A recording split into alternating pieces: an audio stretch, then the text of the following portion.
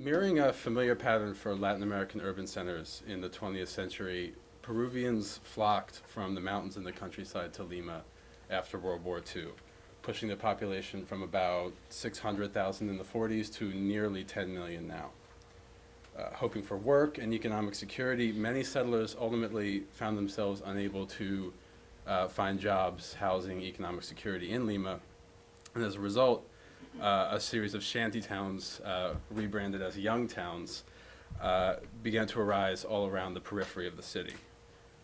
Though at the same time, there's a lot of wealth, investment, and development in central Lima nowadays. So Lima hosts both Peru's most concentrated poverty and its most affluence. It's a very unequal city in the world's most unequal region.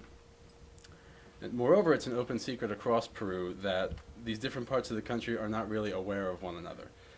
People in central Lima know little of the shanty towns just outside where they live. Lima residents know little of the mountain jungle regions. So these are the things I was thinking about as I arrived in the country.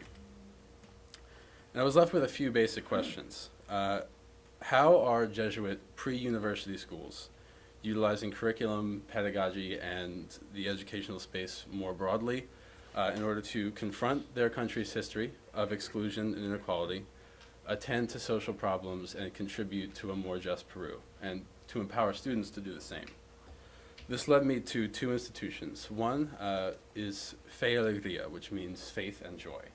It's a very prominent, very successful movement of popular education for excluded populations across Latin America and now into Africa. And the project has a past relationship with Fe y Alegría. Other fellows have studied there. The other is the College of the Immaculate Conception. College in Latin American countries refers generally to like a K-12 school. It's comparable to the Jesuit prep schools that we are familiar with in the States. It's expensive, well-respected, very, very good academics, and caters mostly to the upper middle class. Now, one Jesuit explained class divisions in Lima to me in terms of A, B, C, D, and E. A at the top, E at the bottom. Fe y Alegría caters mostly to the D group, some E, a little bit of C. But so you see the picture on the left here. This is one of the young towns that I mentioned. They live in reed or concrete huts. Many, if not most, don't have running water or electricity. The College of the Immaculate Conception is in Surco, the Surco district of Lima. It caters mostly to the B group, some from A, very few from C. So you can see the contrast of the context that these students are coming from.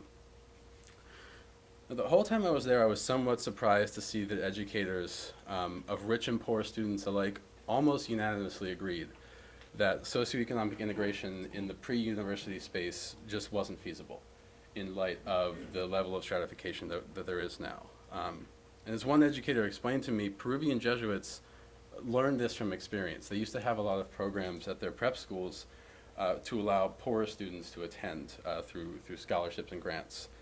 But despite these efforts, the Jesuits observed huge divides in the schools between the richer and the poorer students that the school just really wasn't equipped to transcend. And this ended up reinforcing the very things that they were fighting against. And this sentiment against integration, it bothered me throughout my time in Peru. I still don't really know how I feel about it. But I think it's important to note that even if it might seem a little bit unsavory, it's really done to protect the students, to foster their growth, by safeguarding their self-esteem and minimizing the bullying that might arise. So what these two institutions are trying to do then is to meet in the middle, to encourage students, rich and poor alike, to understand the realities of the world around them, give them experiences of other dimensions of that reality, and ultimately inspire them to change their country. And that's something that I found at both schools in a very different way. So there's a ton to say about what Fe y Alegría does, and I can't possibly say it all here. The three pillars of faith and joy, Fe y Alegría education are popular education, education in values, and education in and for work. But I think the most important thing to understand about Fe y Alegría is not curriculum or pedagogy, though the network is making some really important strides in these areas. Instead, I really think it's the school's mindsets. And I couldn't believe how simple it was and yet how foreign it seemed to me coming from schools in the States. And that mindset is believe in poor students.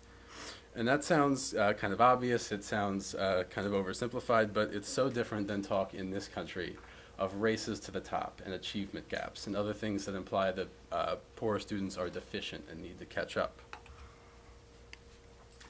Instead, Fe Alegria starts from the belief that a poor student is just as capable as any other, and they understand that half the battle is accompanying these poor students in unlearning their inferiority,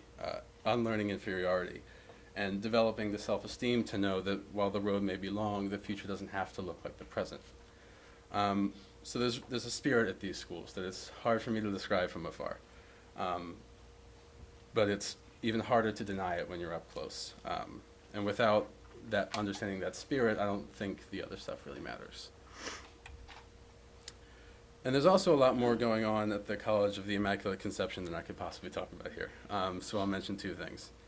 The first are experiences run through the school's ministry department that all students at the school participate in, from K through 12, these kind of build.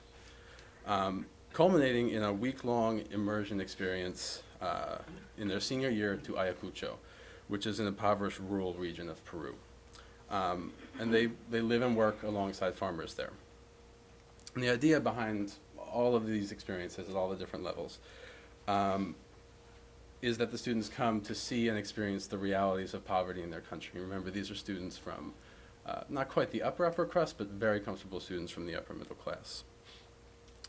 And what's really neat about the way the school uses its resources is that they don't just sit on them. They use them to model a better country. Peru, for example, or Lima at least, has a huge water problem. It's in a desert. But politicians have generally failed to address this problem because it involves making an investment that's not going to pay off until long after they're out of office. So the school, you can see a picture of it here, put up an award-winning water treatment facility that takes sewage from the nearby areas, purifies it, and has not only paid for itself, but made the school completely self-sufficient with regard to drinking water. They no longer take any drinking water from the public stock. The school shelters and breeds many endangered species in an on-campus zoo that they have.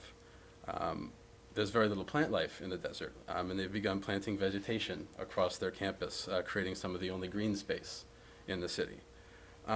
So the idea here, as one Jesuit explained it to me, an American Jesuit actually, they don't want to just teach their students that a better world is possible. They're interested in proving it. And students at the College of the Immaculate seem to have taken these lessons to heart, the ones that I spoke with. All of them called the kind of immersion experiences probably the most impactful thing that they did over the course of their education. And they really seem to offer deep, articulate explanations of poverty in their country and the realities of parts of Peru that they don't come from. So the work of these schools forms a common goal of bringing together students from vastly different starting points by meeting in the middle, or to use some language we're familiar with at Georgetown, bringing both into one, though not in the classroom. It's done in terms of arriving at elements of common awareness or common understanding of the world. But they do this in similar ways. They meet students in their context. From that context, they introduce the students to the reality of the world around them and to people who occupy a different position in it. And they teach students that there's a better world out there that's within their reach. What's not happening right now from the conversations that I had with educators is effective coordination between Fe Alegria and the College of the Immaculate and other more prestigious Jesuit institutions. This meeting in the middle is happening because of common elements of the Jesuit institution's mission statement. It kind of happens because they're on the same page, but there's not a whole lot of conscious collaboration going on. Interestingly, however, the current head of Fe Alegria in Peru used to be the rector at the College of the Immaculate Conception, so it's looking good. There's a lot of potential in the near future for Jesuit education to help make those lines among A, B, C, D, and E a lot less divisive. And having met a lot of the people involved, I think there's a lot of potential for it to go very well.